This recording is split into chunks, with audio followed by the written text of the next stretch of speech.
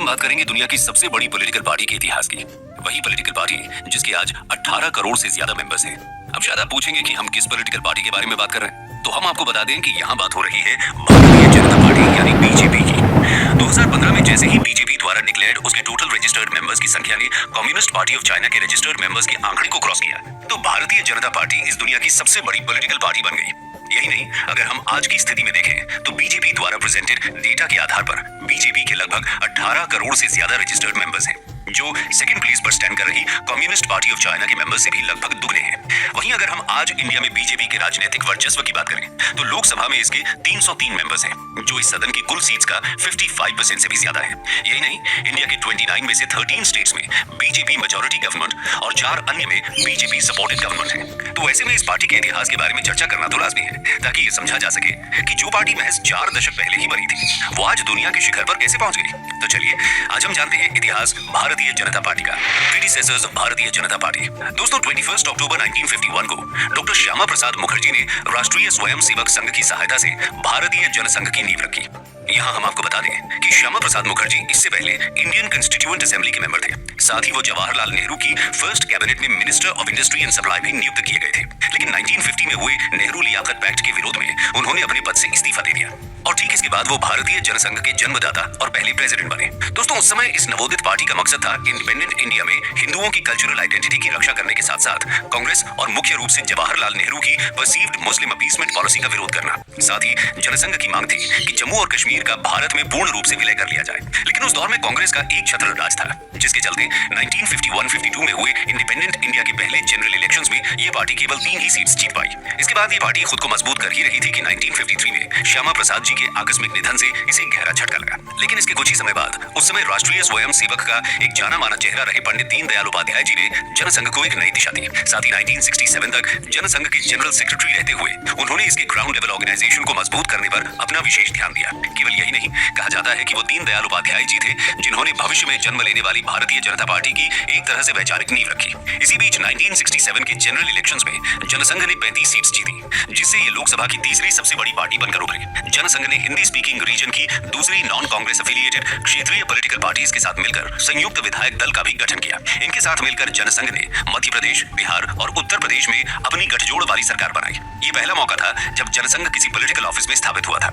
इसी बीच अटल बिहारी वाजपेयी और लाल कृष्ण आडवाणी जैसे यंग लीडर्स भी जनसंघ में अपनी जगह बना चुके थे और 1968 में उपाध्याय जी के बाद जनसंघ की बागडोर अटल जी ने संभाली। इस दौरान यूनिफॉर्म सिविल कोड का गठन, गौ हत्या पर प्रतिबंध और जम्मू कश्मीर के स्पेशल स्टेटस को खत्म करना ही इस पार्टी का मेजर एजेंडा था। इसी दिशा में जनसंघ अपनी राजनीतिक पकड़ मजबूत कर ही रहा था कि 1975 में श्रीमती इंदिरा गांधी ने देश में इमरजेंसी लगा दी, जिसके विरोध में जनसंघ ने भी अन्य ऑपोजिशन पार्टीज के साथ मिलकर आंदोलन का मोर्चा खोल दिया। इमरजेंसी के विरोध में हुए इस नेशन वाइड प्रोटेस्ट के चलते जनसंघ के हजारों कार्यकर्ताओं को कांग्रेस सरकार ने जेल में डाल दिया। लेकिन जब 1977 में इमरजेंसी को ऑफिशियली हटाया गया और फ्रेश जनरल इलेक्शंस ऑर्गेनाइज कराए गए, तो जनसंघ ने इंडिया के पॉलिटिकल स्पेक्ट्रम की सभी ऑपोजिशन पार्टीज जैसे सोशलिस्ट पार्टी, कांग्रेस ओ और भारतीय लोक दल के साथ मिलकर जनता पार्टी को जन्म दिया। परिस्थितियों की वजह से एकजुट होकर बनी इस नई विलक्षण पार्टी का सिर्फ एक ही उद्देश्य था, इंदिरा गांधी की कांग्रेस पार्टी को हराकर सत्ता से बेदखल करना। और जब इस चुनाव के नतीजे आए तो वो हो गया जिसकी किसी ने कल्पना भी नहीं की थी। देश में पहली बार कांग्रेस सत्ता के बाहर थी और जनता पार्टी की सरकार गठित हो रही थी। इस न्यूली फॉर्म्ड गवर्नमेंट ने मोरारजी देसाई को देश का प्रधानमंत्री नियुक्त किया, लेकिन इस गवर्नमेंट में सबसे बड़ा शेयर जनसंघ का ही था। इस चुनाव में जनसंघ को 93 सीट्स मिली थी, जो इस पार्टी को मिली कुल सीट्स का 31% था। इस नवनियुक्त गवर्नमेंट में जनसंघ के प्रीवियस लीडर अटल बिहारी वाजपेयी को मिनिस्टर ऑफ एक्सटर्नल अफेयर्स बनाया गया। ऐसे गठजोड़ से ये मिलीजुली सरकार बन तो गई, लेकिन इसके कंस्टिट्यूएंट पार्टीज के बीच सामंजस्य यानी कंपैटिबिलिटी का अभाव था। और ऐसा इसलिए भी था क्योंकि इसकी अलग अलग कंस्टिट्यूएंट पार्टीज की आइडियोलॉजीज भी एक दूसरे से काफी डिफरेंट थी, जिसके चलते इसके एक घटक दल ने आरएसएस एसोसिएटेड जनसंघ के मेंबर्स से इस ड्यूअल मेंबरशिप को खत्म करने की मांग की। लेकिन उनकी इस मांग को जनसंघ के मेंबर्स ने मानने से इनकार कर दिया। इसके चलते जनता पार्टी का एक फैक्शन जनता पार्टी सेक्युलर के नाम से इस सरकार से अलग हो गया और इसका नतीजा ये हुआ कि मोरारजी देसाई की मेल जोल से बनी सरकार गिर गई। ऐसे में 1980 में जनरल इलेक्शंस फिर से ऑर्गेनाइज हुए, लेकिन इनमें जनता पार्टी ने बहुत बुरा परफॉर्म किया और केवल 31 सीट ही जीत पाई।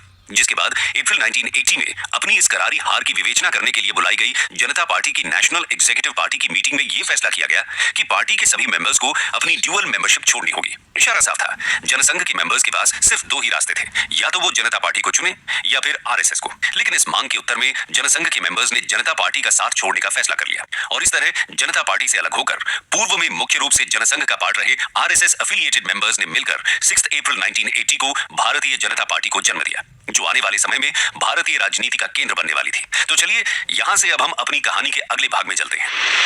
फिर से आरएसएस और जनसंघ की ओरिजिनल हार्डलाइनर हिंदू नेशनलिज्म की आइडियोलॉजी के साथ आगे बढ़ने लगी। इसी बीच अर्ली 1980s में ही विश्व हिंदू परिषद ने बाबरी मस्जिद और राम जन्मभूमि को लेकर एक आंदोलन शुरू किया था। हिंदू आस्था से जुड़े इसी मुद्दे को लेकर बीजेपी ने भी आडवाणी जी के नेतृत्व में राम जन्मभूमि मूवमेंट की नींव रखनी शुरू कर दी थी। साथ ही विश्व हिंदू परिषद के इस आंदोलन में अपने पूर्ण सहयोग की बात करते हुए बीजेपी ने इसे अपनी इलेक्टोरल मैनिफेस्टो का भी पार्ट बना लिया था। फिर भी उसके बीच राजनीति में बीजेपी के बढ़ते कद और जमीन पर उसकी बढ़ती पकड़ को साफ देखा जा सकता था। इस बीच जब अटल जी ने 1999 से 2004 तक अपनी सरकार बनाई तो उस बीच उनके गवर्नमेंट की काफी सराहना हुई। साथ ही उस बीच जिस तरह से उनके द्वारा पाकिस्तान से संबंध सुधारने के लिए बस यात्रा के माध्यम से पहल की गई, उसकी भी देश विदेश में काफी सराहना हुई। लेकिन भारत की तरफ से हुई इस पहल के बाद भी पाकिस्तान के हाथों कारगिल युद्ध के नाम पर भारत को सिर्फ धोखा ही हाथ लगा।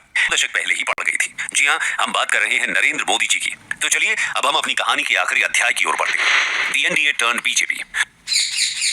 दोस्तों, यूपीए के सेकंड टर्म में उस पर बहुत से करप्शन के आरोप लग रहे थे, साथ ही महंगाई भी आसमान छू रही थी।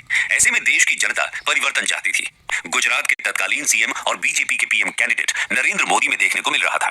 ये मोदी जी की फैन फॉलोइंग ही थी जिसने 2014 और फिर 2019 में उनके द्वारा लड़े गए प्रेसिडेंशियल स्टाइल इलेक्शंस में ऐतिहासिक जीत दिलाई। और ये इस जीत का ही नतीजा था कि जहां एक समय बीजेपी को सरकार बनाने के लिए एनडीए का सहारा लेना पड़ रहा था, वहीं अब बीजेपी अकेले अपने दम पर सरकार बना पाने में सक्षम थी। यही नहीं, सेंट्रल इलेक्शंस हो या फिर स्टेट, बीजेपी पीएम मोदी के नाम पर ही इलेक्शंस लड़ती देखी जाती है। ऐसे में ये समझना मुश्किल नहीं है कि 2014 और 2019 में हुए इन जनरल इलेक्शंस में भी लोग अपनी कॉन्स्टिट्यूएंसी के लिए कैंडिडेट नहीं बल्कि अपने लिए पीएम चुन रहे हैं।